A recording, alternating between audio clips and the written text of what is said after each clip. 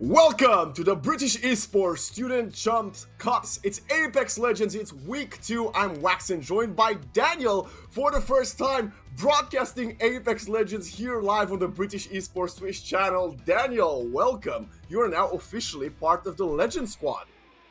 Yeah, I spent the whole stream last week just watching the games, and I was great to see what all the plays were happening. Obviously, you're pretty well.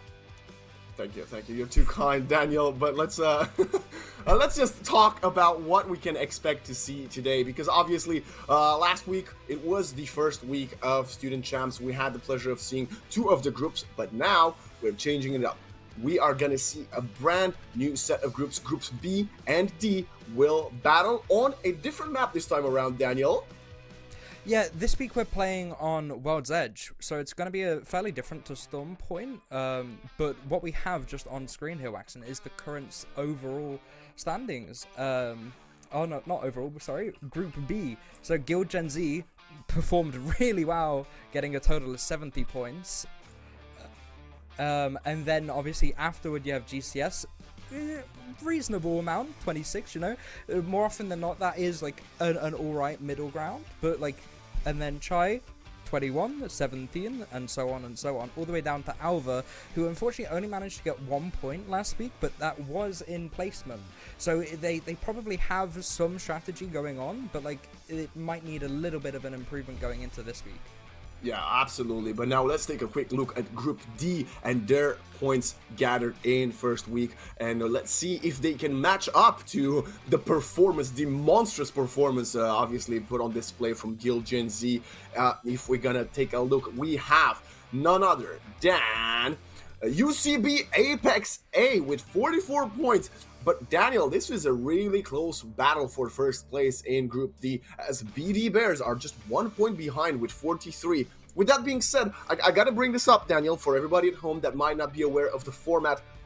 It doesn't matter how many points you get compared to the others in your group.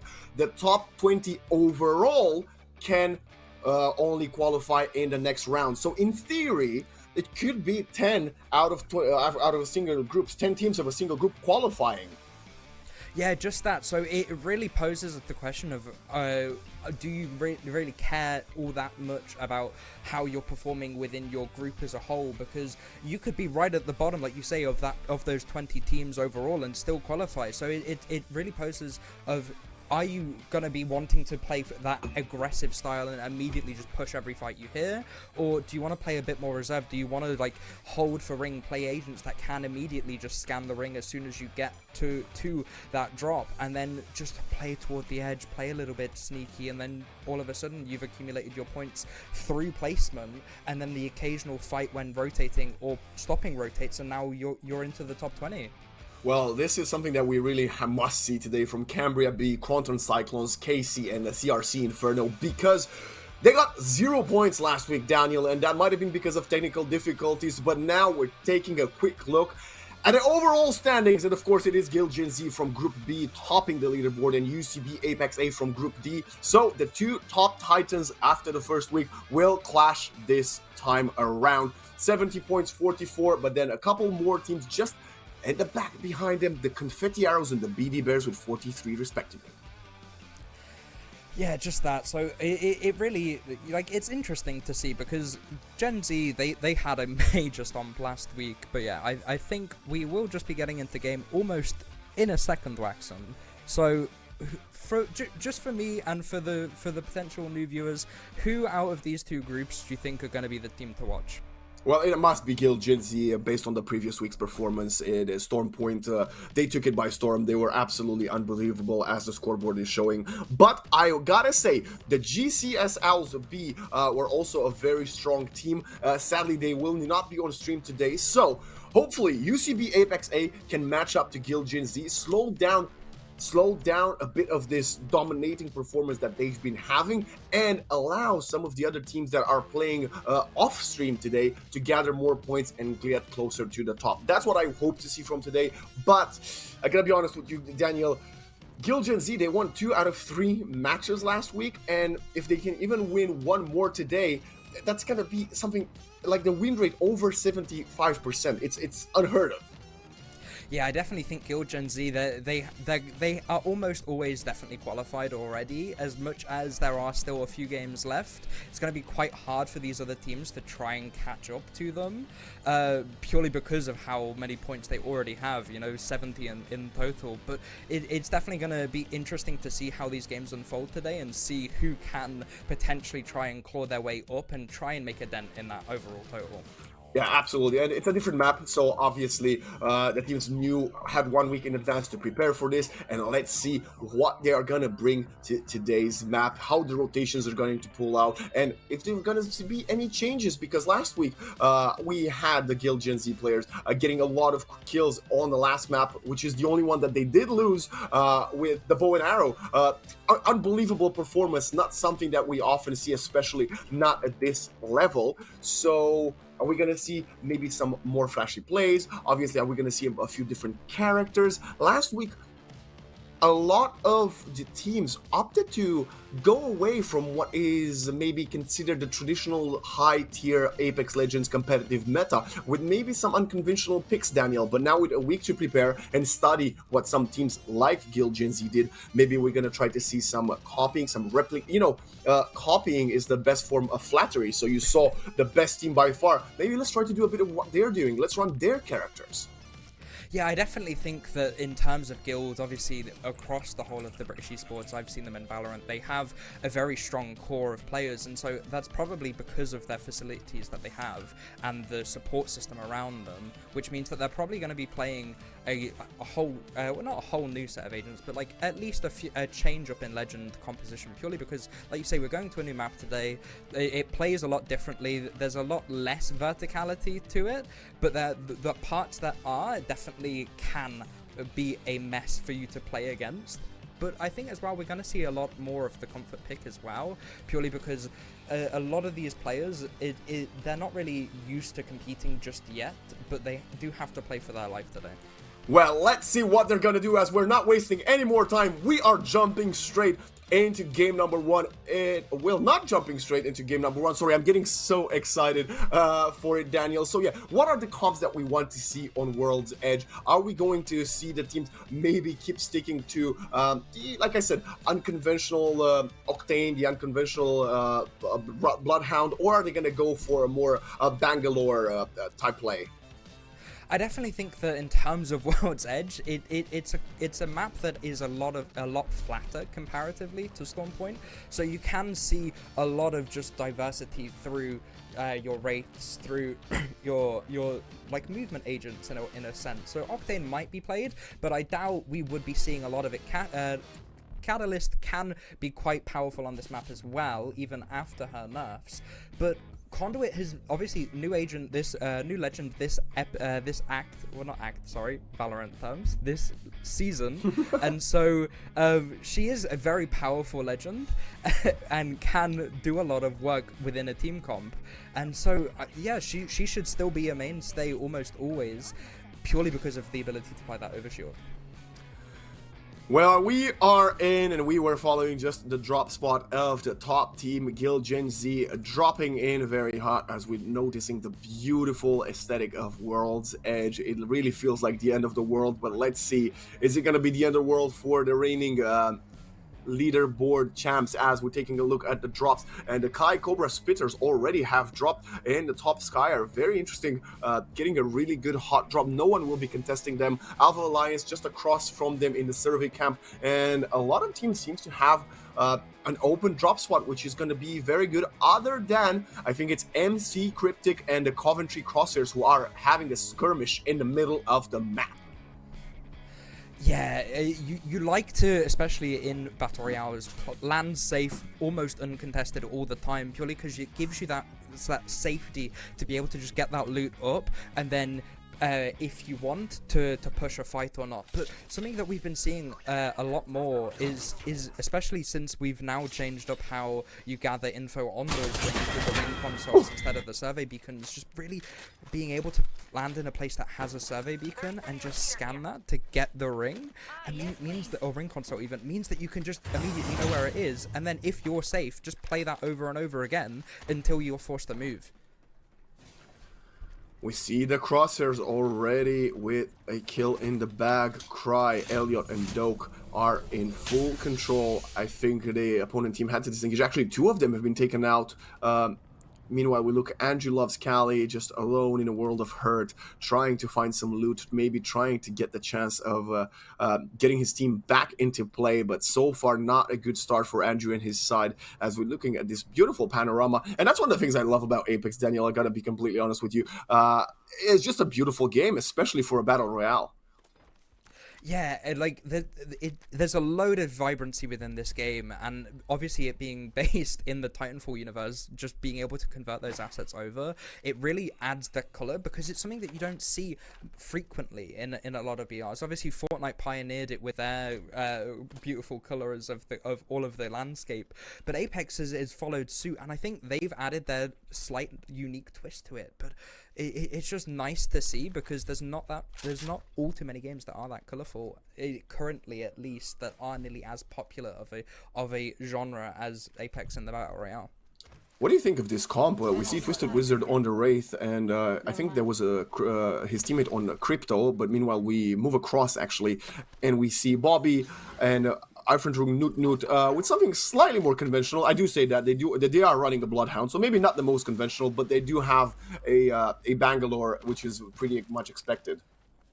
Yeah, I definitely like Bloodhound currently, especially like this Seer was in the meta for so long, and obviously him being nerfed meant that it gave chance for Bloodhound and other recon agents to just come back into that slot, and combining it with the Bangalore just means that if you have that ultimate available, you can just immediately smoke the enemies off or have a digi-threat and just spray them through the smokes because you can see them with scans, you can see them in your ult, and it's just a great synergy to have if you're going to choose that composition.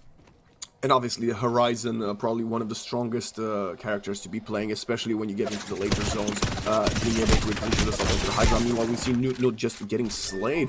Great spray right up coming in from the Superior Gamer, 2707. And now, look at the spray. It's the Horizon player, Trust trying to, but they're getting third party, they're getting shot in the back. Bobby trying to assist his teammate, but will have to reposition. It's 2 versus 3, I think. Spots another opponent, has to switch from the Sentinel to the L-Star, and those are some very nice hits getting onto the opponent as retaining the Bangalore smokes coming through, and then sliding in, trying to catch him by surprise. But look at the ability. Bobby's playing very good right there, but they're split up. Look at them. Arferroom and Bobby just completely separated by 3 other teams. Yeah, in a position like this, you're forced to make decisions rapidly, and unfortunately, the decision that Team 13 have ended up making is running into yet again another one. It's almost as if they're sandwiched from either side, Wax, and there's not much they can do if they, other than take the fights. But in doing so, they're just going to fall to the team that's behind them. Meanwhile, we're moving on to Mini, Apex Means, and Banger. That's GCSB, the team that I said went very surprisingly last week, quiet, but making their way into the top 10 overall standings after a few great performances. But look at all the numbers in this corner. Banger, Apex, Me, and Mini about to get flanked, and now are they gonna get sprayed? But Banger repositioning themselves with the Horizon, using the ultimate already, trying to pull the opponents in and get a few tags. Can they get a kill? That's what they want. Banger getting Bia down, the rotated man with another one onto Mini, looking at the Wraith. The Wraith player tries to reposition themselves. They're trying to get the Mini so they can resurrect it before they get completely slain. They will get there safe just in time. Yeah, purely because the fight's broken out between the other two teams that were here, Max, and we saw the players just playing that overpass behind where GCS were, just to try and potentially third party, but they must have gone too early, because then the fight happened and the Reds just came in for free. Beautiful jump away to disengage, especially if you're Tsubaki, Danny, and Pilser. You don't want to have any more part of that. You're happy if you manage to get at least one of those kills down from the duo that was sandwiched in. And now Tsubaki keeps on trying to stay afloat alongside his teammate. They don't want to engage just yet. They might have heard or spotted someone, and they will fly all the way across, and they're going to hide very beautiful, sliding soon under the dam. And that was a great rotation coming in from Team 9. I think the St. Vincent Sharks. Oh, Yeah, was but I they saying ran that? immediately into a vantage for just playing in toward this harvester, using that sniper's mark, and then immediately just getting a knock. The res will come in, though, as the players are in safety, Waxon. But now they just have to consider Grenade! how are they going to rotate, because they're just being naded over and over again. Blood in the water indeed is what their opponents are feeling. Another res, but this time it's too late. The player has rotated, sprays both Tsubaki that was trying to resurrect this team, and that was it. Wow. We were not, well, that was a beautiful rotation that ended in a very unfortunate position for them. Sadly, just eating a trap set by their opponents as we move on to Superior Gaming, Mirage, and Giuseppe. And I gotta say, why is Mirage not playing Mirage? No. I don't think you would want a Mirage, but the Gibraltar is just as good, you know? You can throw down your dome and get a res off in a situation like what we just saw. As much as it wouldn't really help all too much, it definitely might have been something that could have been considered, and I love the use of Crypto. Crypto is an agent that I really enjoy watching, purely because you can drone around and you can scan those survey beacons to get info on where players are, and then you can use that information to just make decisions a lot more easier. Refrain and Aston GB from Gilgen Z. It's Kappa just playing on top of Damn behind, but it doesn't matter. Aston gets one, Refrain with the second, and they're trying to find the third of this trio. Kankan's team, I think that's part of the CC Warriors. I'm not quite sure which team they have obliterated once again, but they are very separated, and we did see them last week get in slight troubles if they manage to get split up, but it's not going to be the case just now, as Mini Banger and Apex are also still looting, but their loot's looking pretty good. They've got plenty of ammo. They've got a next Evo a purple shield. Not bad. As I said, that Apex meme just gets shot in the back, and it's CCX Elliot. It's the Crosshairs team just trying to get a few tags onto their opponents using the 30-30. Yeah, and I think as well, even if in a situation like this, you're not trying to necessarily go for kills, you just want damage, because you know that both yourself and the team that you're shooting at have to rotate. So if you can get ahead of that rotate, maybe get a knock, as we're seeing Elliot do over toward Epicenter here, it means that like you can just force out the war of nutrition at the end of the day, because they're gonna have to use those heals eventually, and then by the time it gets to that late stage of the game, when the ring is very few and far between with space and everyone's just getting shot at, all of a sudden you'll have all the heals, but they won't. Yeah, that was a great one. Elliot getting a kill, disengaging, and then the Cry with the Bangalore smokes just protecting, and now they spot an opponent is hiding in the lava. You can't do that. You're about to die. As I say that, though, they're still trying to skirmish. They're repositioning, but it doesn't matter. It's going to be a kill. And meanwhile, Refrain gets the kill onto Kankan yet again. I think Kankan was resurrected just a couple of seconds ago, and this is a very, very fast rotation. Elliot, Cry, and Idok, they need to reposition themselves and get the shields back up, as we have a bit of an engagement coming in. It's Westwood, it's Kami, and Same attacking Omar, Hawkeye, and Ben, and Omar is already half HP, no shields on him. Can one of his teammates assist him? Can they drop anything for him? Yeah, the black hole is going to be used, and a fight is going to try and happen. I think it's just Omar just trying to use that portal to get out purely because of the ring being round 2. It is a fair bit of damage, especially if you're going to be shot at while you're rotating. As we see Hawkeye falling to Sam, and there's just a vantage jump all the way out to try get a chase as well.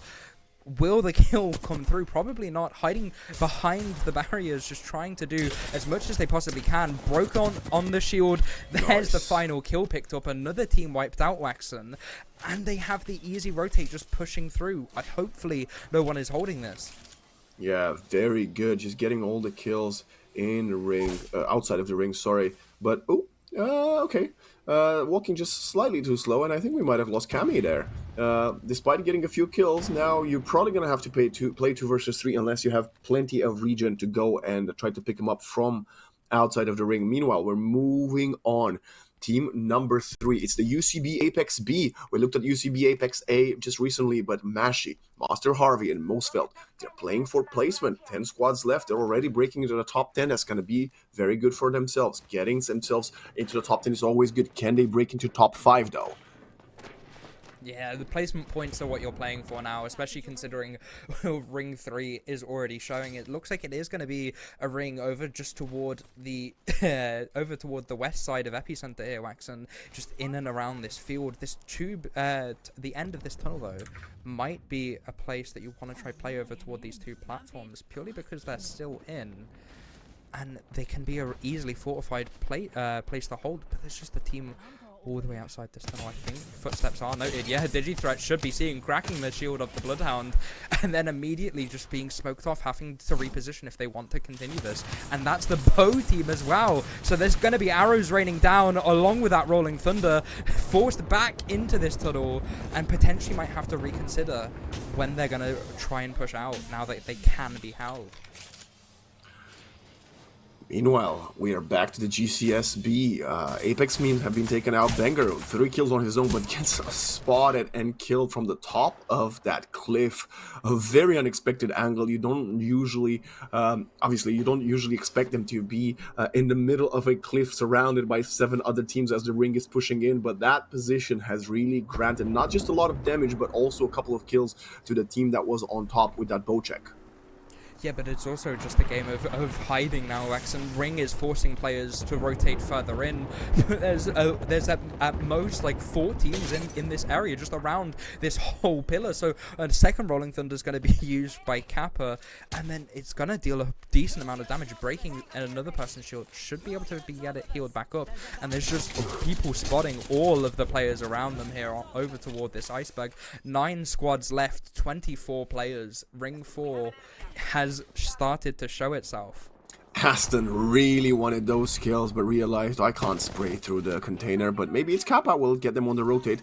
They're very aware. They're trying to wrap around outside of the zone against versus the team, and they spot one. They have the middle high ground, and they get half a armor away from Kappa that has to pop a smoke. No, opts against it, could pop in the shield. Refrain and Aston. It's a duel. It's BMM, Coolman, and Splendid trying to deal some damage, but no. The Gil Gen Z, they're throwing smokes in, and they're gonna go away. They don't want to fight now. They want to take an unfortunate skirmish. As I say that, they turn around, they take the high ground, they use the ultimate, the spray is down. This gets 1 kill. Refrain with Hexane getting taken off the server. They push the second player outside of the zone. 1 more shot. It's gonna be enough. It's Kappa with the kill onto Splendid. And Refrain still spraying from the top of the mountain. I think that's another team. Yeah, just trying to provide that covering fire to allow his teammates to loot up, ensuring that there is no push coming in. And great spray with that flatline. Obviously, the 2x being able to see such a distance further, but they will be getting shot at by the bow further back as well. So they're now in a position where they need to try and get this rotate into a safer spot. But there's teams all around them, and looking at the map, they're surrounded. They can't go anywhere and be safe without getting shot at. Look at the damage coming in from the long-range damage coming through. Meanwhile, we're looking at Westwood, Sam, and Cammy. They are also getting sprayed. It's Cammy trying to pop shields, but his teammate gets caught. Now have to turn around and spray. You need to stay alive. Can you res your teammate in time without getting pushed? The zone is coming. The opponents are coming. You guys must get them up. Is there enough time? Yes, they do. They're not getting pushed just yet. Westwood still in it to play. Yeah, I mean, they can get that res off, but in doing so, they're now being forced with that creeping barrage again, Wax and rolling. Yeah, and so they're just having to try and get out, but they can't. Damage of the ring and being shot on that rope is going to force them to fall. Last player left on team 2, now having to play like a rat, but Crypto's great at that, Wax, and you can use your drone to get all the info that you need on all the players around you, and then just hide as far back as you need. I'm looking at Aston. I don't think he's got any more heal right now. Only half shield. And Refrain doesn't look too hot either. They're trying to find... Okay, Refrain. There's 2 solos. One is Giuseppe, and I think there's one, again, behind Gil Gen Z, but meanwhile the Coventry Crosshairs are looking very good right now, Daniel. We see 4 assists for Doki and 1 kill, 944 damage, and Elliot has been doing so much work. Elliot and iDoke, both of them doing so much work. I think they passed the bow check from one to another. Can Doke get anything else? Trying to just pre-fire against the cliff. They're also getting shot by someone else, and they will have to hide behind the bank smokes. They spotted an opponent though. They have the player advantage. 10 players left, 5 squads. I think it's 2 trios and everybody else is a solo. Yeah, this is really difficult. A really difficult nice position to angle. play. They're just using that Q there from the horizon to try and gain some height, opting not to instead because they know that the only part of this mountain that is in ring is almost certainly not safe to play, and so they're just trying to play for time here. Ring is now going to start to close, but they're on the closest part of it, so they don't have to necessarily rush into it. But they are going to opt to instead just try and hold all of these rocks as best they can. Long range weapons coming in though, dealing damage or at least trying to over toward crosshairs. Not much being done other than a bit of pivoting and rotating. I love seeing this Catalyst into play. One of the characters that we talked about last week. We need to see more in Student Champs.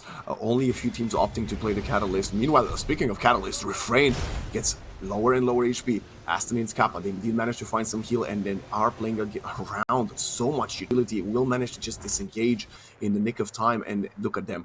It's gonna be Connie the Gamer alone. No, it's actually, no, I think that's a duo. It's two trios in the duo. It's the Crosshairs. It's Gil Gen Z, and they're shooting the duo on top of the hill.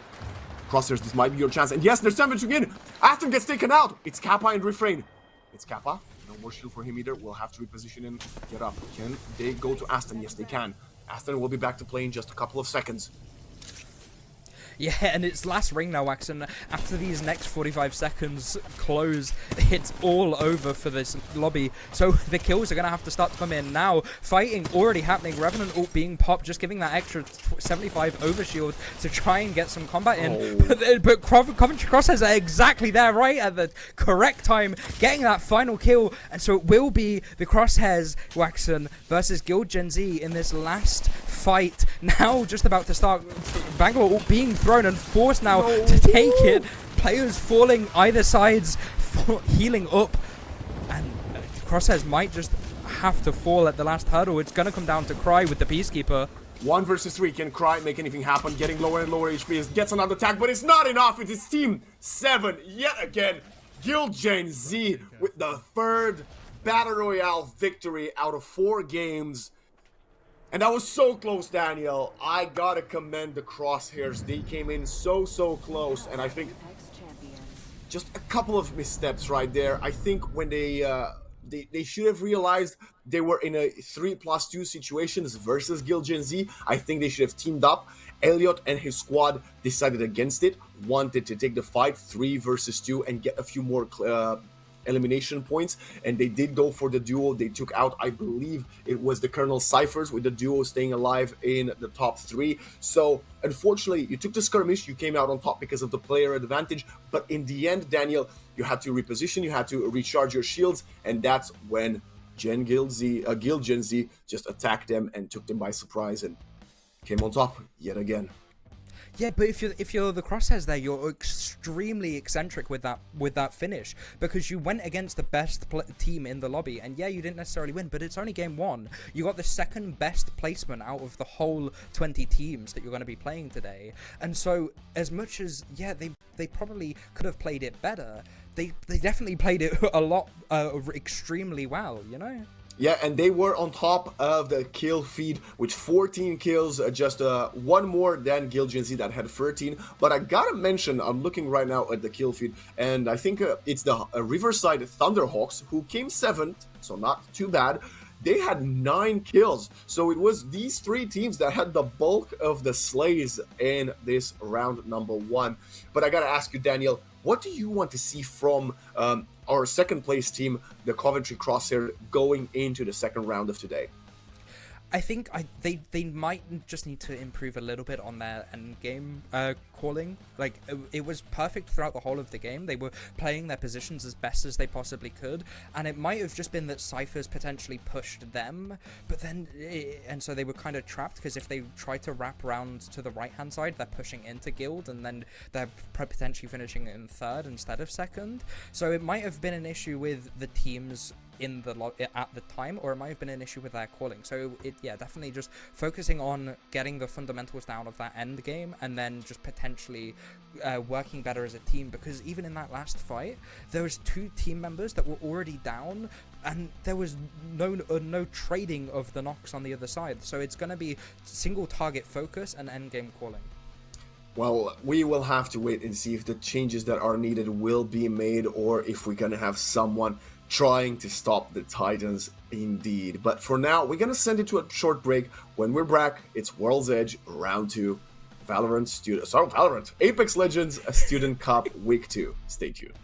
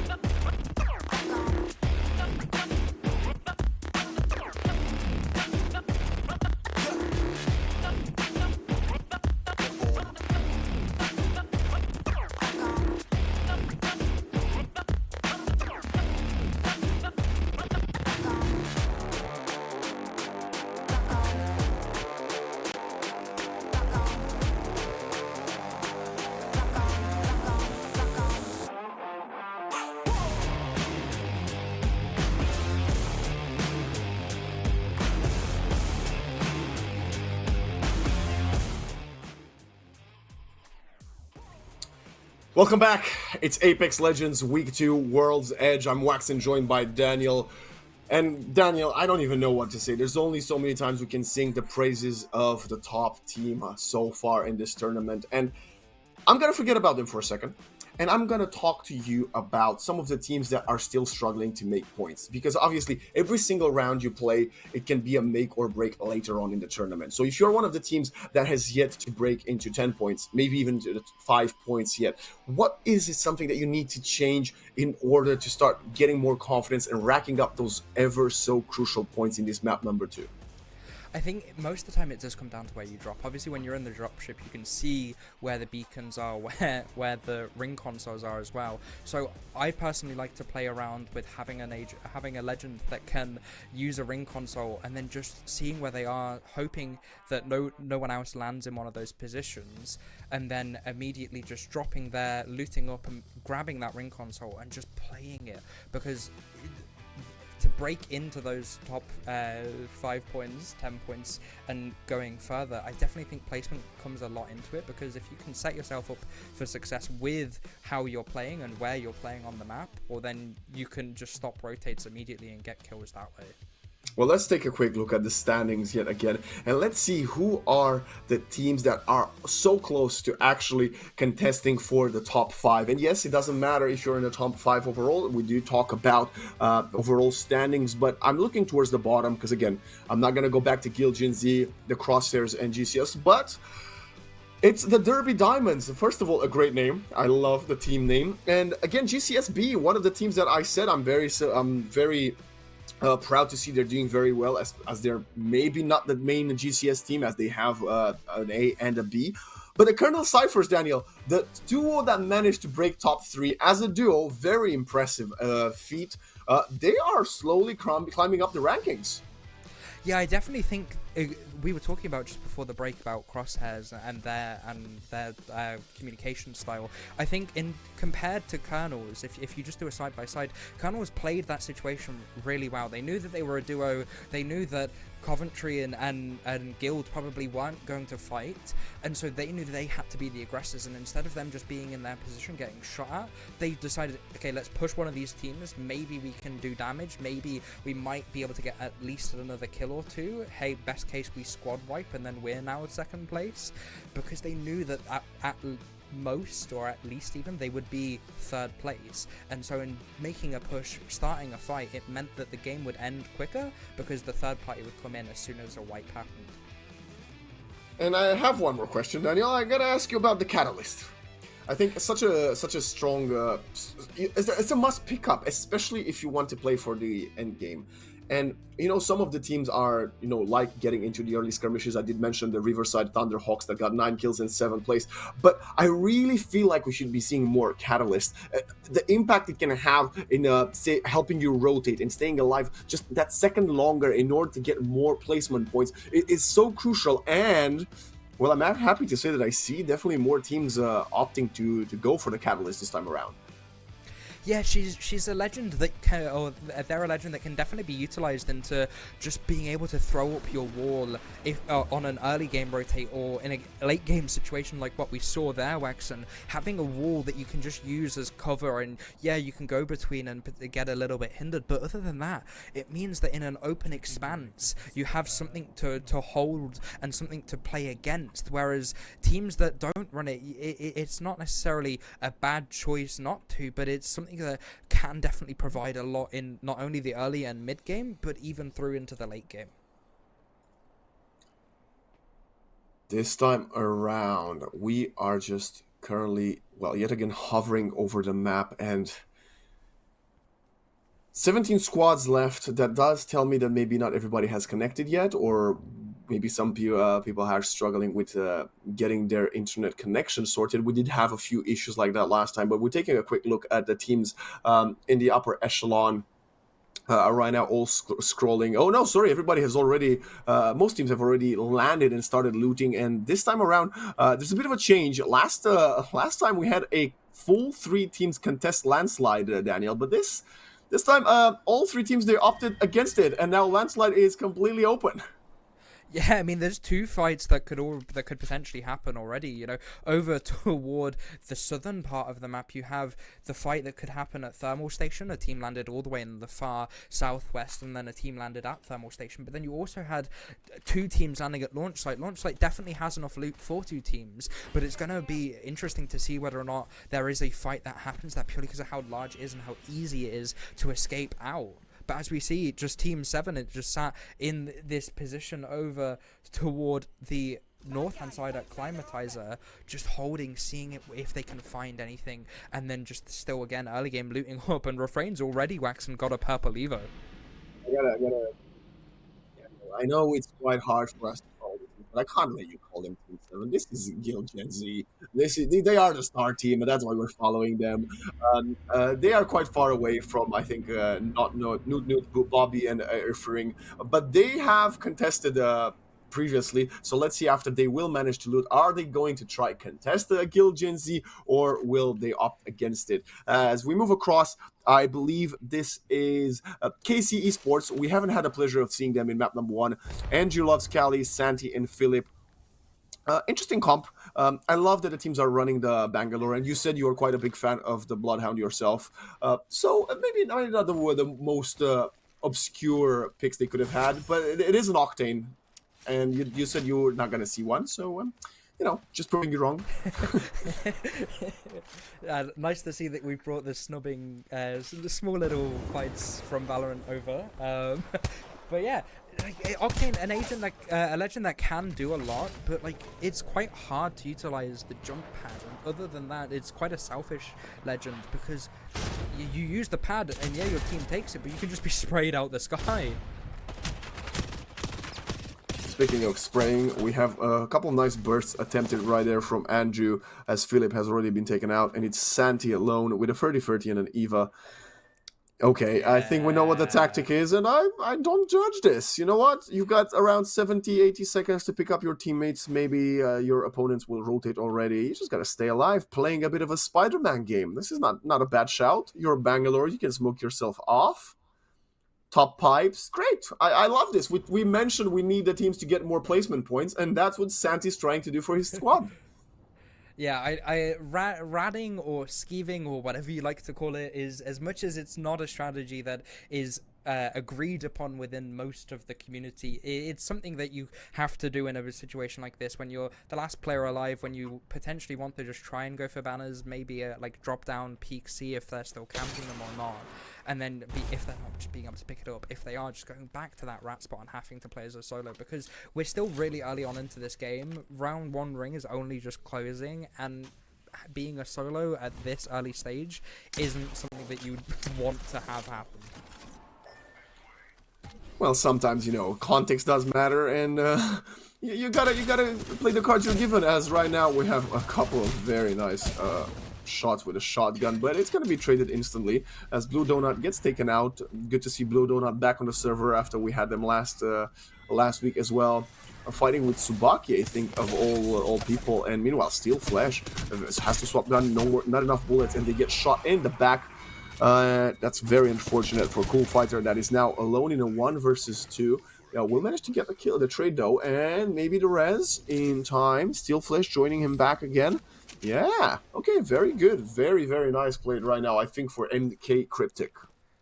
Yeah, I think this is something as well that, like, early game fighting that isn't necessarily that impactful because you're safe from third parties. Just getting a few KP or kill points sooner on is a lot better for the end game, because then you're not necessarily worrying about, okay, we have the best position, but we don't necessarily have any kills. So it's definitely a balance of how can we get early game fights that we're confident in taking without necessarily losing the advantage later on into the game of positioning. Absolutely. That's a great call, and we have the Beast of the Hound, Newt just already popping it.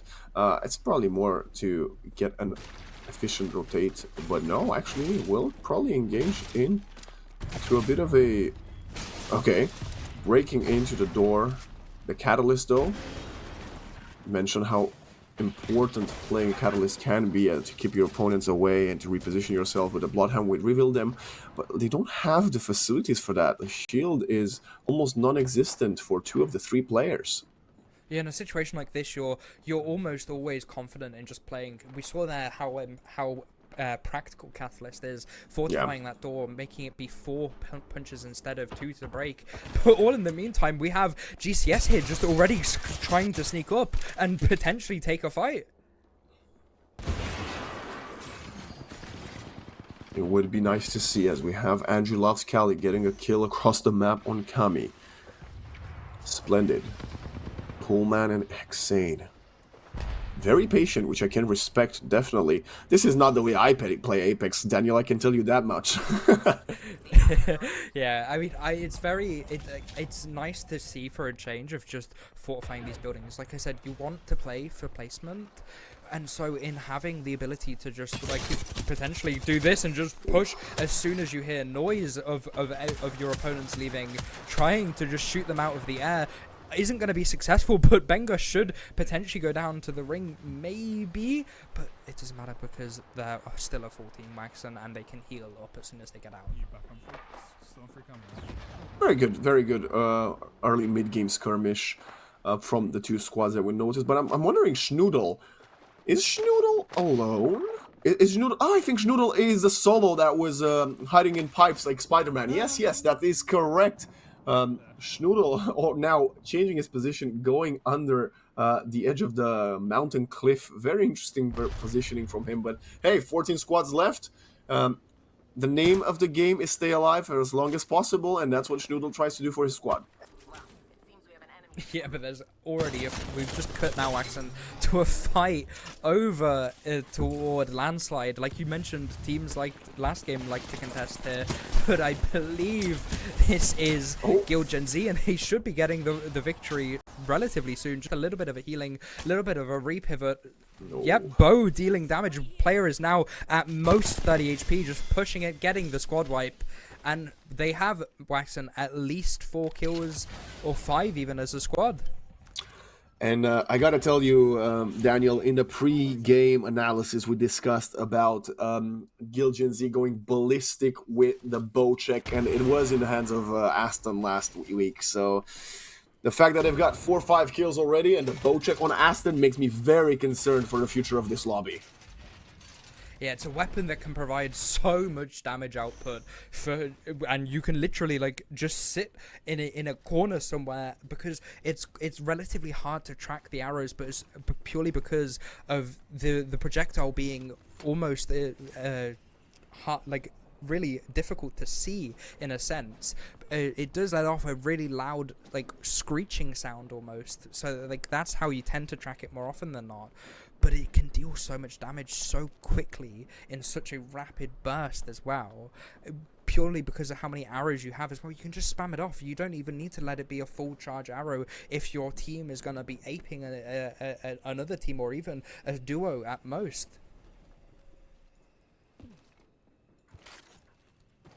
We're now moving on to Blue Donut, Cool Fighter, and Steel Flesh, staying alive way longer than they did in the previous game. Already a couple of kills for their side as well, as they are playing a very risky angle, I must say, and that's why. Because if you're in a reposition, you might be walking through the lava, you might be losing some of your shield, but no, it doesn't matter. They find a team, they're trying to spray them down, but Cool Fighter losing rapidly. HP has to disengage completely. Steel Flesh will try to join them as try is the correct word, because they will be unable to do so as they get sniped out of the sky by Bobby. And now you can't get your teammate because they just collapsed into lava. And Bobby, Newt, and Frog, they're doing very well. It's USB Apex A.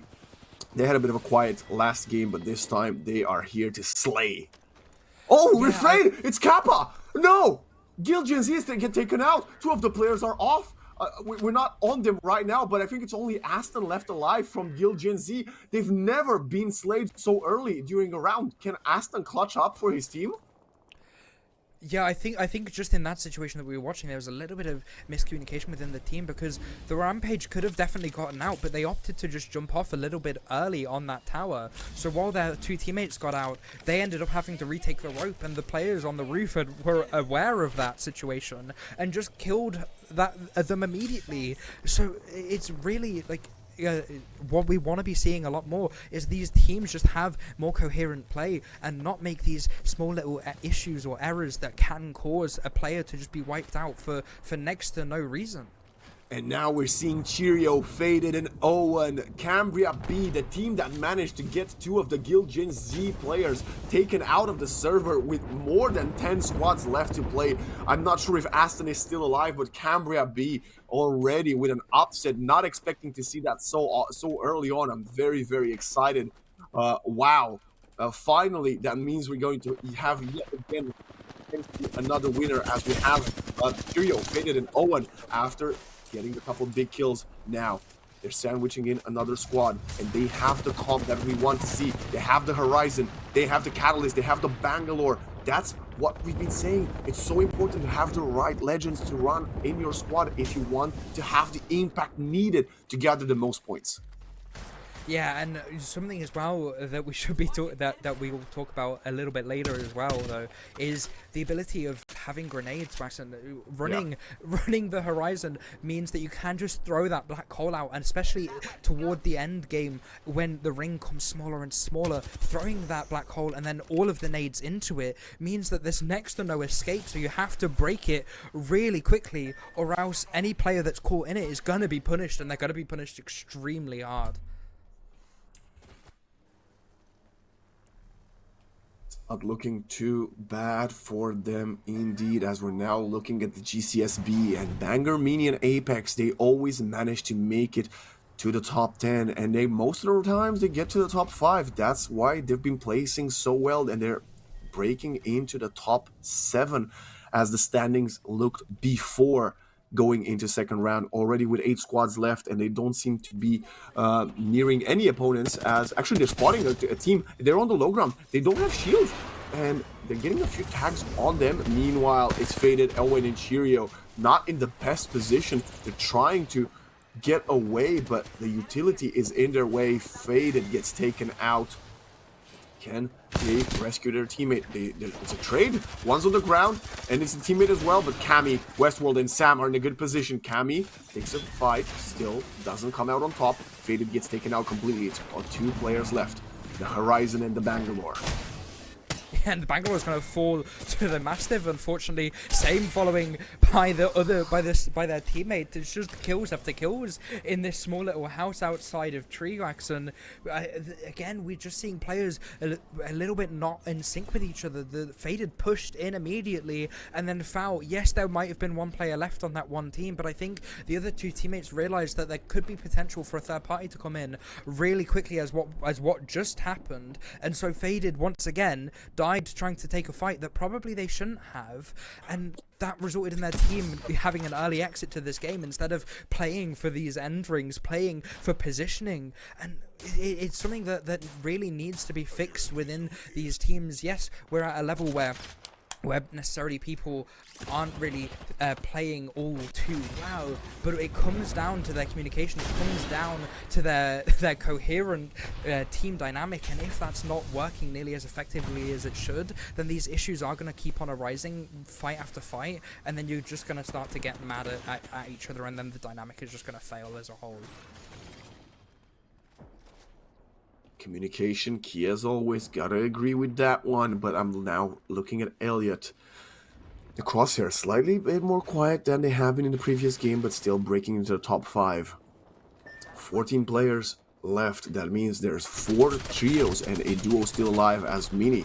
It's a lot of damage onto an opponents. The zone is pushing them in. They have to reposition themselves. Can they get the kills behind the craters? No, they don't seem to be the case just yet, and they might just leave the opponents to die to zone, but no, they still have the high ground advantage. Now they're getting sprayed from northeast. Can they get away? They spot one. Nice tag. It's a gold armor, but it doesn't matter. 2 versus 1. You're on the low ground. You're trying to get away. You will not do so, as Westwood gets taken out and now looted his body. Apex drops down. Playing this corner of the map. Oh, they spot the opponent. It's in zone. They're going to be pushing him, but no, they're positioning behind the corner. 2 versus 3, and they're getting tagged down. Mini lower and lower HP, only because of the tag zone. Apex trying to heal himself. Mini does die to the zone in the end. It's actually a nade, I think, from Sam. Now the res will come in the zone. Are the opponents going to push? And yes, they're coming in just in time. Nice stack, but will not be enough. Mini gets taken back to his feet and will have to jump away with the help of the Horizon to reposition themselves. But now they get sprayed from the entire lobby. Can they stay alive? Somehow nobody manages to get any bullets on them. Yeah, they're almost miraculous in terms of that escape, but while they're still trying to peek and poke and push the players that are down below to force them to their deaths, they're going to be forced out by CCX, and now they're having to reposition. 7 seconds left on this ring, going to be forced out, especially with that Bangalore ult being committed from the side of CCX. Cracks coming in onto 2 out of the 3 players, and this is the team that was down below, now trying to push up, but CCX is there holding it, taking them both down. 2 more kills picked up, 4 squads, 11 players left, meaning that there is one team, potentially at most one team that is a team of 2 here, Waxon, and this is GCX. They're having to play under, throwing out that conduit ult to try and stop any push while they heal up, play under this little bit of a platform, trying their best to just hold their positioning. As just in this free time, we see where all the teams are at. A Cool Fighter trying to go for a push onto into ring, but in doing so, they're going to be into the targets of CCX and the other team that is over toward their east. You just want one more player to die. You want one more player to die. You need to stay alive to get extra points. Dodging, bopping, weaving, avoiding the grenades. We don't even know where Blue Donut is. We're just following Cool Fighter. Oh, Blue Donut, okay, 63 meters away, hiding on the opposite corner. If one of them dies, the other can still stay alive and break into the top 3. Meanwhile, it's the Coventry Crosshairs. This is their chance. No Guild Gen Z in the lobby to contest them this time around. Blue Donut just sending in a decoy that gets spotted, but that tells Blue Donut there's an opponent to his left. Is he aware of the opponents to his right? I think they might just be aware of each other, because look, Doke and Cry are just holding the angle. They're spraying the decoy, they're spraying the real one. The real one is pushing. Blue Donut is trying to do so much and somehow still alive. Yeah, and Newt somehow gets the kill instead of Coventry Crosshairs. It's the team that over to the right or left even that just managed to get that kill. And while there is still one player left on that team, they're in a situation where it's going to be really hard for them to push out. Yes, it's a Revenant, so you have that leap and you have the ultimate available. 2 seconds, but to Daniel. do so, you're being forced into a fight that you don't want to be taking. Someone's gonna open the door. We're gonna use the sniper and get 140. Not enough to get the kill, but that's going to definitely push the opponents away. Cry is gonna jump away. It's the vault. It's the high ground on top of the crate. Can they spot anything? They get smoked off. We don't see anyone, and everybody just tried to slide in. They wanted to jump into their nest, and they managed to do so, but they have to pay the price, and they have to pay with their life as as Bobby gets taken out.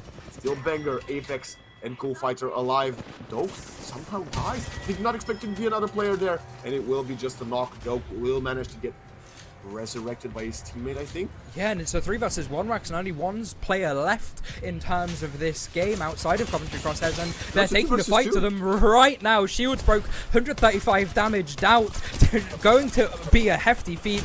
Not much can be done. Players 1v1! 1v1 now. It's going to come down to Elliot versus Wenger. This is Gower College versus Coventry Crosshairs, and that will be the game over, Waxon. It was the Crosshairs in the end, coming out on top, but Banger so close to clutching that one. Unbelievable, and like we said, it was the Crosshairs' chance to do it. Guild Gen Z was no longer on the server, but they almost lost it. It almost slipped between their fingers, but it must feel oh so good to get the first victory today for them. Definitely, like you mentioned, as soon as Guild Gen Z got knocked out really early there, it meant that it was going to be a battle between Coventry Crosshairs and GCS Owls, because those are the two teams who were in second and third up till this point, and so we know how well they can play, and Crosshairs played it a lot better that game in that end game compared to them in that first one. Obviously, they didn't have the Challenger Guild anymore, so that was a great pressure off their shoulders, which meant they could just focus on their game plan, focus on their positioning, and then, like we saw, fortify those doors, place down that catalyst utility and just immediately then any time you get pushed, just kill players, because you're walking through this slow field and you're taking damage while that's happening.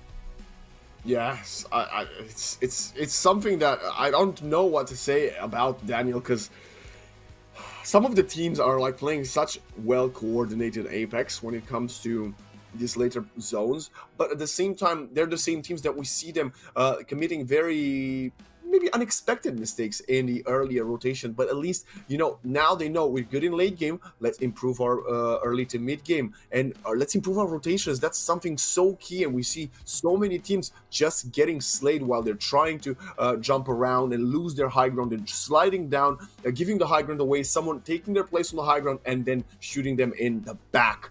But we're gonna send it to a quick break. When we're back, we're gonna have the third and final World's Edge game of the day.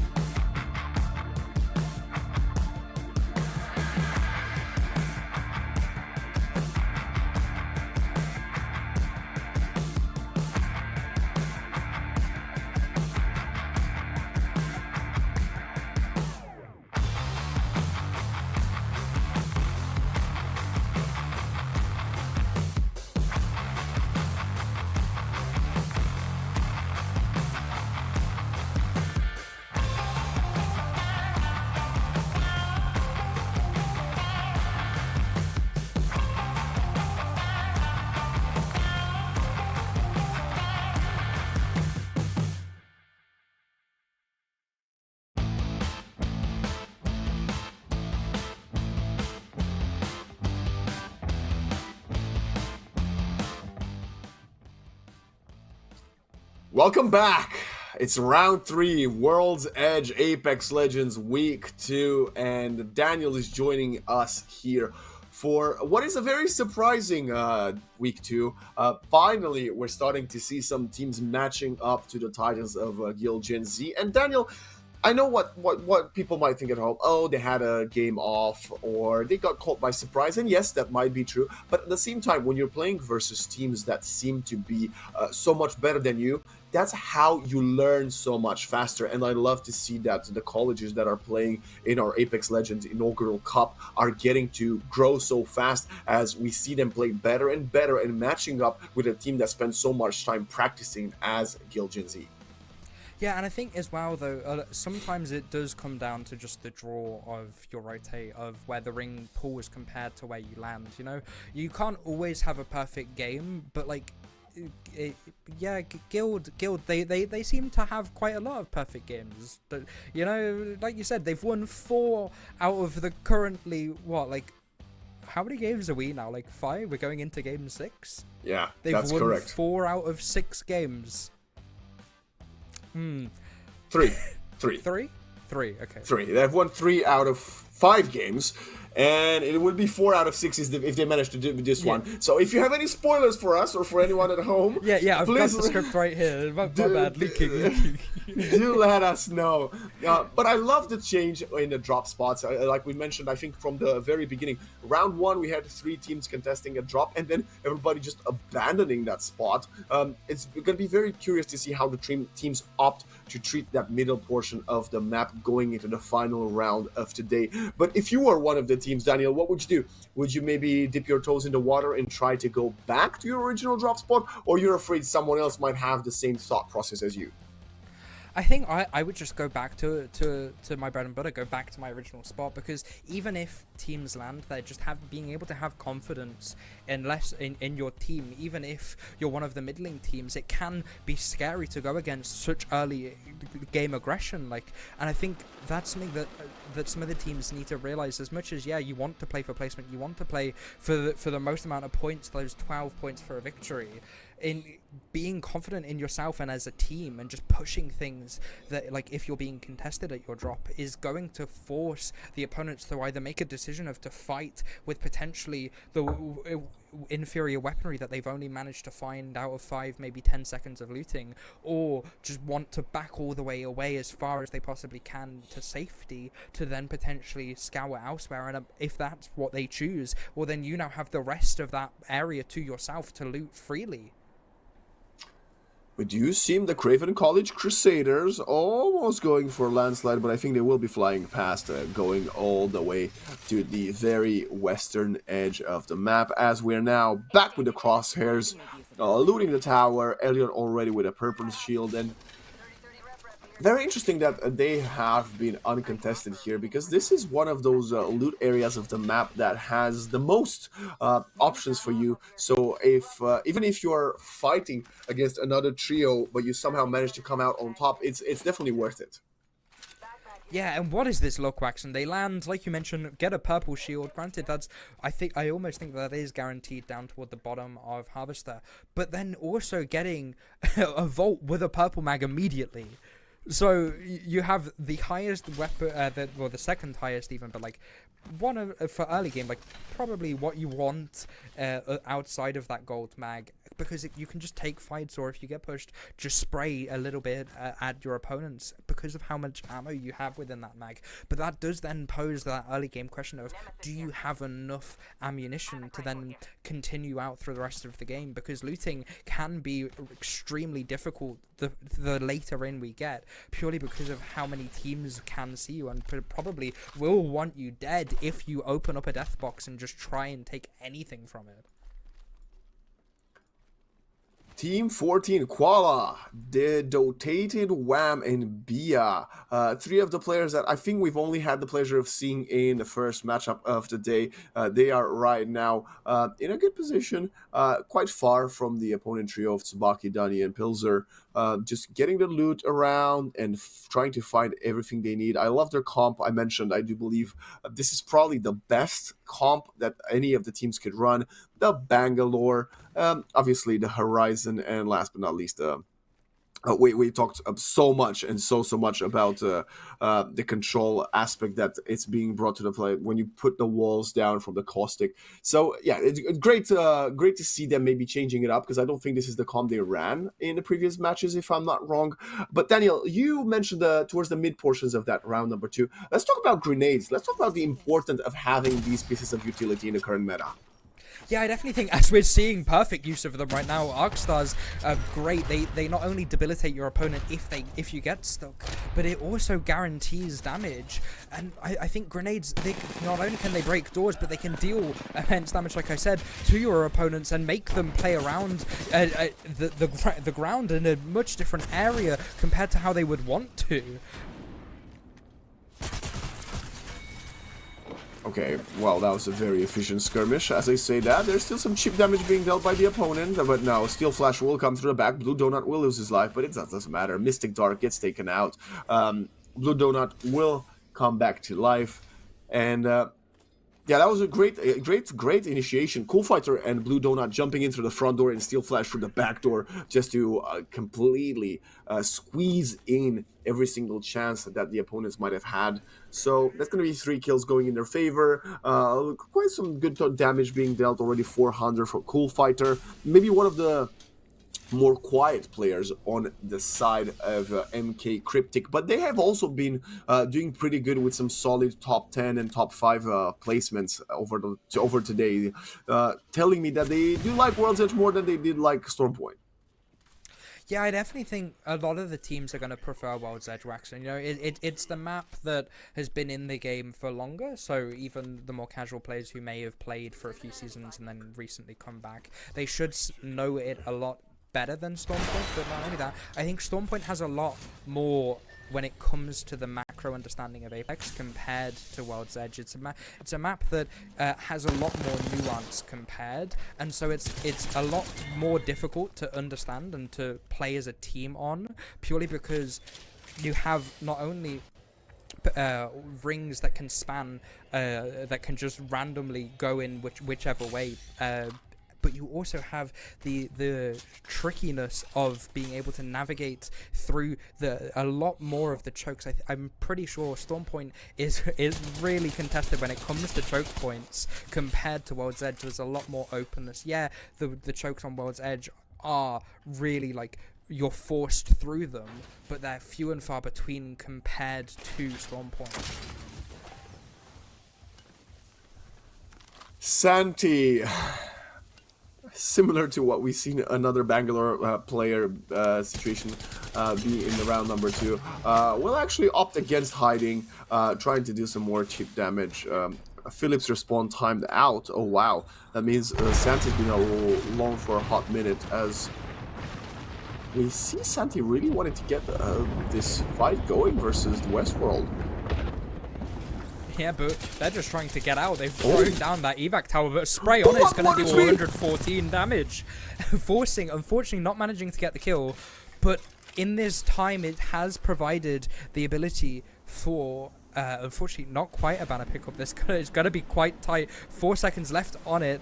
Instead, just opting to try and play this high ground, reposition, maybe get into the ring, try follow this team, and just try and do as best they can. Chip damage. The Arcstar stuck. Wow. Should be a knock. Almost 1 HP left on the Catalyst. So this is now setting up the 8 from Santi to try and get something done.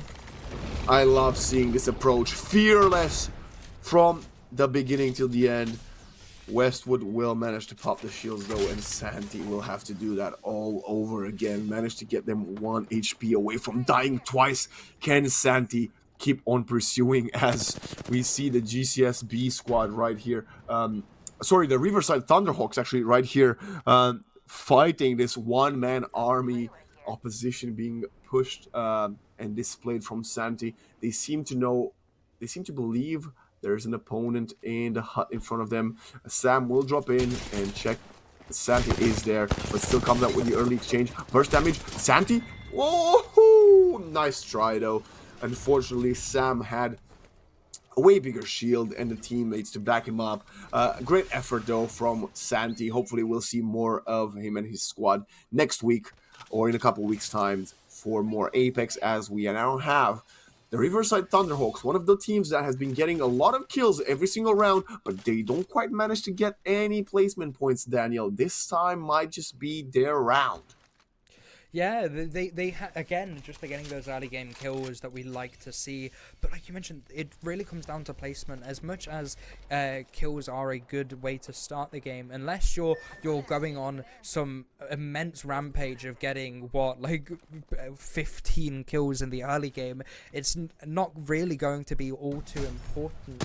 Other than you're just bolstering up your confidence in that early game. That's really what you want to be doing, getting your confidence high so that when you're in that end game, when you're in that late round fights, you know that you're confident with your team and you can play well together to ensure that you win those duels, that you get even further up that ladder in terms of placement points. It's Gilgenzy and the Crosshairs almost at the edge of the zone of World's Edge, and I think Gilgenzy wants to have a word with the team that dethroned them just previously. Refrain seems to be aware, spots Elliot and starts shooting. They are bloodthirsty.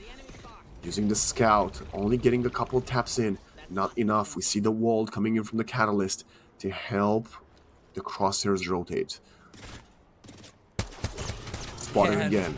Oof. And like we mentioned, Wax, in a time like this is when you'd really want a grenade, just lobbing one over, potentially breaking shield or even getting a knock, then is then used as the main source of the push. Unfortunately, only one arc star available for Aston. I doubt they're going to want to try to use it. Instead, just playing this height, trying to stop as much of the rotate to safety as they can, dealing this chip damage. Yeah, they're just holding the position perfectly, holding edge of ring. They don't want to repeat a last game. They want to ensure that they're getting into these top 5 situations and then potentially even converting that into a win.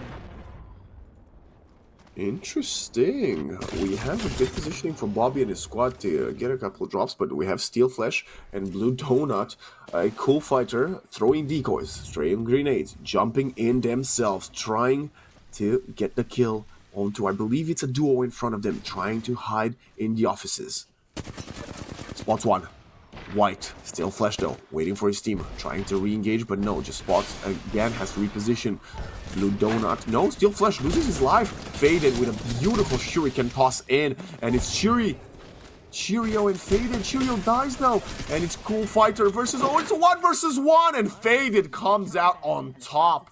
That was a great trade, and in the end, it will be Faded, Cheerio, and Owen to come back to play. And it's Cambria B, again, doing lots of work. The same team that managed to take out Gilgenzy last match.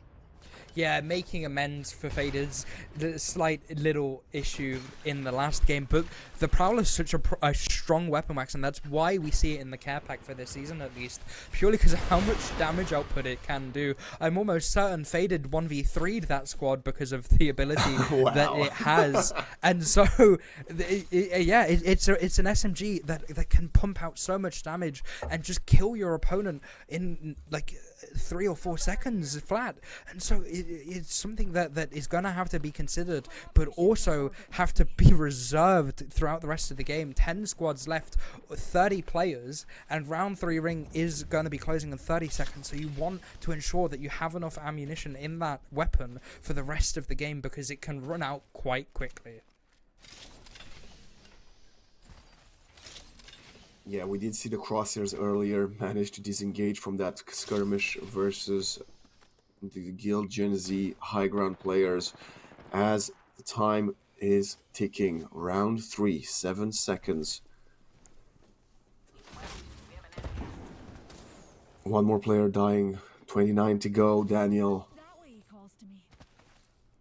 Yeah, they're just trying to rotate in here, Wax, and they're just trying to play position because they know that they're out of the ring. They know that there's teams either side of them, and so just getting into a safe position where they can hold, and as much as they will probably be held until they rotate. So yeah, they're not wanting to play that card. They're just trying to play in as safe area as possible, holding just this bridge. This bridge is a great example. Yeah, you can be pushed from both sides, but regrouping, you get to look out these windows, you get to see where people are, and then from there you can use those Bangalore smokes. even the Catalyst wall, if you think that you need it because you're being pressured so much, to be able to just push through, rotate round, and hold a new area if you get pressured, if you decide, hey, let's pull this panic button, we need to go now, because otherwise this bridge is going to be their safe keep, their sanctuary, if you will, and it's even in the next ring wax, so this is perfect for them. Oh, Bobby, Newt, and Efron getting caught by surprise. They wanted to break through the door. Oh no. They are quite aware, actually, and there's a lot of teams here. They're trying to shield up Bobby. You can't do that when the opponents are chasing you, and we have Newt getting, not coming out on top of this trade, getting pushed through the wall. It's Airfrung alone. Just a couple bullets from dying. Can you reposition? Can you get away? I don't even think you're considering going to your teammates. I don't even think you're considering staying alive. They're on your tail. Can you get away somehow? And seems to reposition, opening the door, closing. Can you hide in the corner? But the audio cue would have been heard from the players above. They know that the third of this team is below them. So they're just going to try and regroup as best they can, and then maybe try and go for a push. I think it might not have been heard because of the ultimate that's been popped on the second floor. Potentially.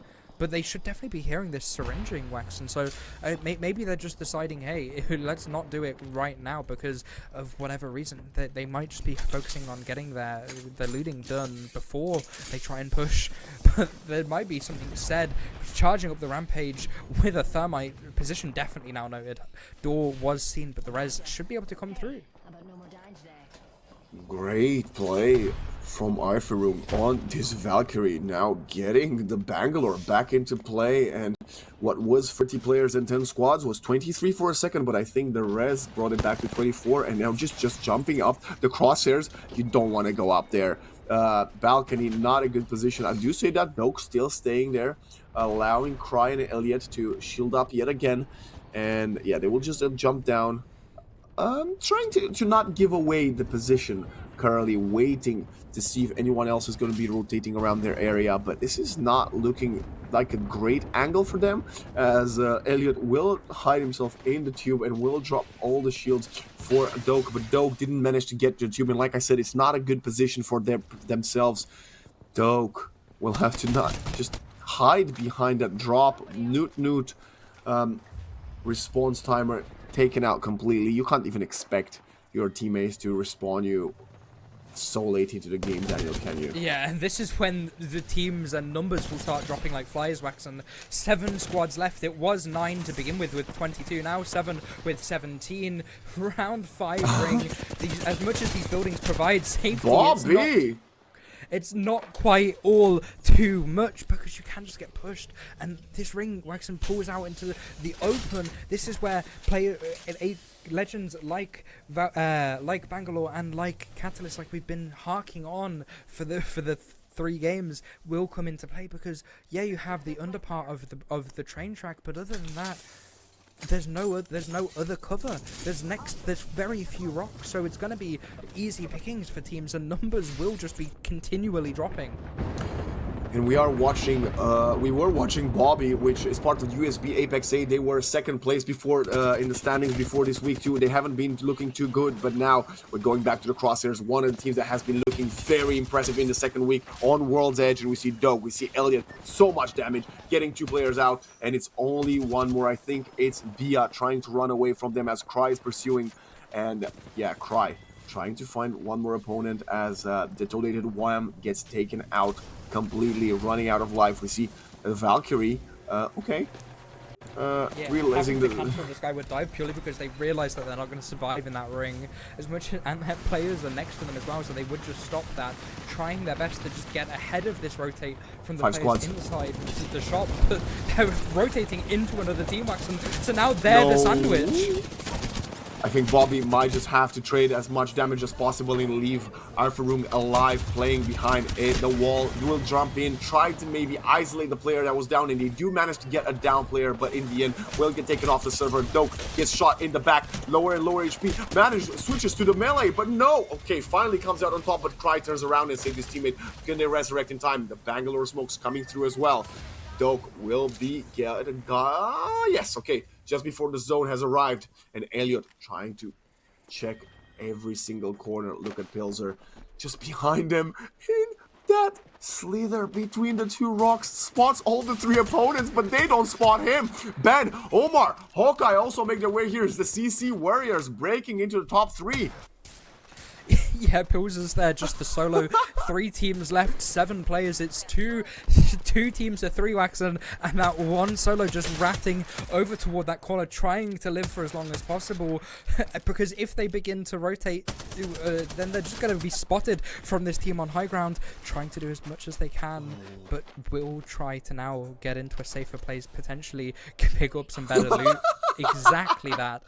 And it should just Team 5 here, Waxen, they're looking very strong in terms of their positioning to potentially try and win this game. As much as, yeah, they are going to have to drop off this massive rock formation, it's going to come down to the timing of when they do that. And if Pilser manages to potentially take a fight and get a knock. Wow, I don't think that's the name of the game. I think Pilser is. I'm just gonna let them fight each other. But Pilser gets spotted! And now the Crosshairs know he's behind him. It doesn't matter. It's a kill. It is a kill for the Crosshairs, actually. Oh, wow. You're gonna be very sad if you're the CC Warriors. You spotted them, but you allowed Elliot to get one more elimination kill. Now, 3 versus 3. High ground versus low ground. That's the name of the game. Can the Crosshairs go back-to-back with a victory this week?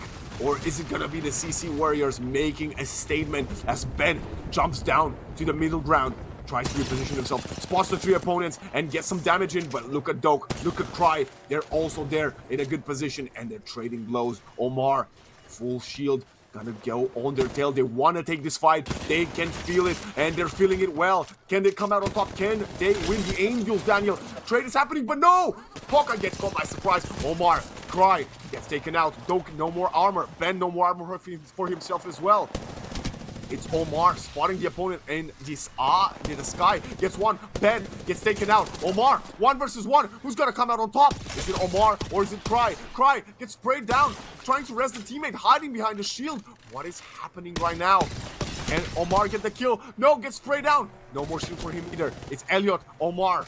1 versus 1. Time is ticking. The opponents are going down, but it's gonna be Elliot coming out on top for the Crosshairs to go back-to-back victory in week 2 on World's Edge. Yeah, Elliot realised what the win condition there was. As it wasn't to get the res off, it was to instead just play behind that knockdown shield, pop that shield battery, restore the red shield to full, to then be able to take the fight and have the confidence, because you know that your opponent hasn't been healing because they've been trying to shoot you through the shield. And so after that happened, Waxen, as much as the ring was applying pressure, they just immediately thought, okay, well, I've got this, I've got the advantage now. We've changed who can potentially win. And like you said, Elliot bringing the second victory home for the Coventry Crosshairs in game 6. I'm very impressed by the CC Warriors. They are probably a bit sad about the way the last minute and a half of that round ended, because they had another free kill on Pilser that Elliot managed to snap and snipe from their hand, and in the end, Elliot managing to clutch it up for his team. Coventry Crosshairs coming out on top with 15 eliminations, and Giljan Z only 8th place with 2 eliminations. That tells me, Daniel, that the Crosshairs are slowly but surely catching up to what previously was our very dominant leader. And you know what? Props to the Crosshairs. That was a very impressive performance across all the 3 maps, but obviously, of course, the last 2. Yeah, it was almost as if they used that first game as they're just preparing to dominate, in a sense. As much as Giljan Z were knocked out early, Crosshairs took advantage of that in both games, and they really utilized that to as best as they possibly can. But I believe, Waxen, we will be able to see Group B's statistics right now. Yeah, Group B. This is where we left off. It is the Giljan Z still in first place with more than double second place. But GCSB, Daniel, I keep talking about them. They always manage to make it to the top 6, top 7. They've got 23 placement points, and they got some good kill elimination points as well. But look at the CC Warriors. Only 5 kills, but because of that beautiful placement in the previous game, 26 placement points, 31 total, breaking the top 5 for Group B. Very, very impressive performance from them. And yeah, I want to see more of the CC Warriors, Daniel. Yeah, exactly that. They played that end situation really well. You know, like you mentioned, they only have those 5 elims, but it doesn't matter because in a game where the leaderboard of points at least snacks so heavily into that late game, you just want to prioritize that. And here's exactly Group D. Coventry Crosshairs now waxing 100 points total.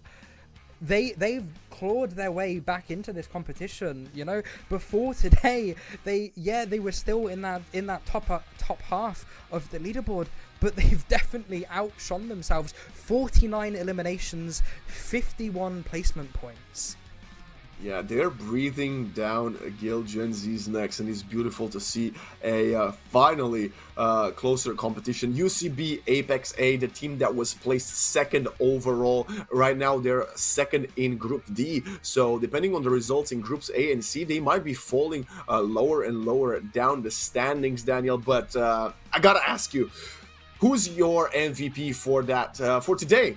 Because I reckon it's gotta be someone from the Crosshairs. They did manage to win 2 out of 3 games. Yeah, I definitely think Elliot. From what I've heard, Elliot has played a pivotal part within the team already. Yeah. And not only that, but he then won that game right at the end for his team. Yes, he was set up to do it, almost getting 2 knocks on for both teams. But the way he played that end game, the way that he utilized his utility and his ability to be able to just take a chill breath, calm yourself, and then immediately push afterward was great to see. Yeah, I have to agree. And it's exciting to see a team that shows up to, maybe not week 1, maybe the nerves of breaking into a tournament week 1 might have gotten to them in week 2 with such a strong, solid performance. And that means we've got 2 weeks where one team has managed to win 2 of the rounds. I cannot wait to see if the pattern is going to continue after half term, or if more teams are going to be stepping it up as they have a few more weeks to prepare for whatever will be next. With that being said, we don't currently have the updated overall standings as groups A and C are still being played. So if you want to find out what the standings are going to be looking like at the end of the second week, please don't forget to go follow British Esports on their socials, and you'll probably get an updated standings in just a few hours' time. As for us, well, that is the end of today. Huge shout out to Daniel that was here to help us cast some Apex, and hopefully we'll have him back again at some point in the future for more Apex Legends. But you can find him pretty much every Wednesday on the British Esports or Women in Esports channel, casting some beautiful Valorant. Daniel, do you have any final words you'd like to say to the stream? Yeah, I just want to thank you as well, Axon. You made the transition really seamless. Obviously, we have that dynamic over from Valorant, but it was great to be able to come over here and cast Apex today instead. Very rapid, different pace change as well, so great to see. Well, that was it, ladies and gentlemen. A huge shout out to everybody behind the scenes, obviously, Brad, Evie, Nanos, Shrikel, and everybody else that has helped make this possible. Huge shout out to all of the colleges, schools, and teams, and the teachers that support all of these players. It was my pleasure. I was your host, Wax, and you can please go follow us on our socials right about here. And we will be going off air right now, but we're gonna be back in just a few weeks after half term with more student champs action. Stay hydrated and see you next time.